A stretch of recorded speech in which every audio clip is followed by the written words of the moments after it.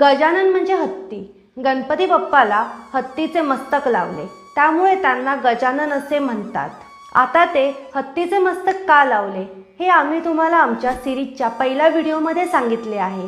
हा व्हिडिओ बघायच्या आधी तो व्हिडिओ तुम्ही नक्की बघा. जर तो व्हिडिओ तुम्ही बघितला नसेल तर त्याची लिंक वरती आय बटनवरती किंवा खाली डिस्क्रिप्शन बॉक्समध्ये तुम्हाला भेटून जाईल. तर गणेशाला हत्तीचे मस्तक लावले, पण त्यांच्या आधीच्या मस्तकाचे काय झाले हे जाणून घेऊया आजच्या कथेमध्ये. नमस्कार मंडळी, मी प्रज्वली लोखंडे. तुमच्या सगळ्यांचं स्वागत आहे ऑल इन मराठीच्या कथा गौरीसुताची या सिरीजमध्ये. तर आजची आहे तिसऱ्या दिवसाची तिसरी कथा.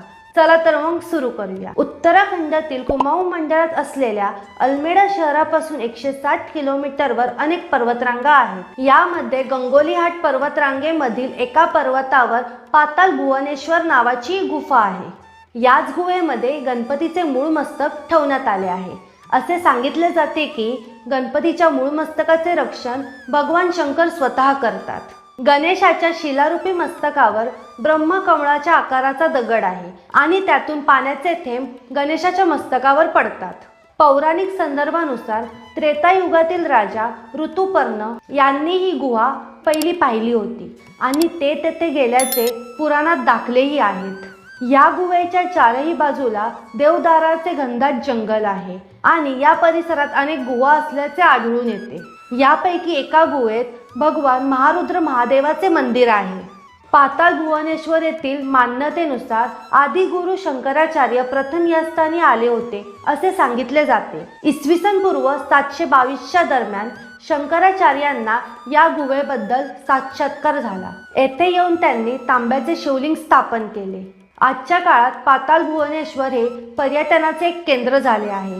फक्त भारतातीलच नाही तर देश विदेशातील अनेक पर्यटन या गुहेला भेट देण्यासाठी येतात. अतिशय पवित्र मानल्या गेलेल्या 4 धामचे दर्शनही या गुहेमध्ये होते. पाताल भुवनेश्वर गुहेत 4 युगाचे म्हणजेच सतयुग, त्रेतायुग, द्वापार युग आणि कलयुग यांचे स्तंभ आहेत. यामध्ये कलियुगाचं प्रतीक असणारा स्तंभ दिवसेंदिवस मोठा होत आहे आणि हा स्तंभ जेव्हा शिवलिंगाला स्पर्श करेल तेव्हा कलियुगाचा अंत होईल अशी मान्यता आहे. तर तुम्हाला ही कथा कशी वाटली हे आम्हाला कमेंटमध्ये सांगायला विसरू नका. व्हिडिओ आवडल्यास व्हिडिओला लाईक करा, शेअर करा आणि उद्या एक नवीन कथा तुमच्या भेटीला येणार आहे, त्यासाठी चॅनलला सबस्क्राईब करायला विसरू नका. या पूर्ण सिरीजची प्लेलिस्ट तुम्हाला खाली डिस्क्रिप्शन बॉक्समध्ये मिळून जाईल.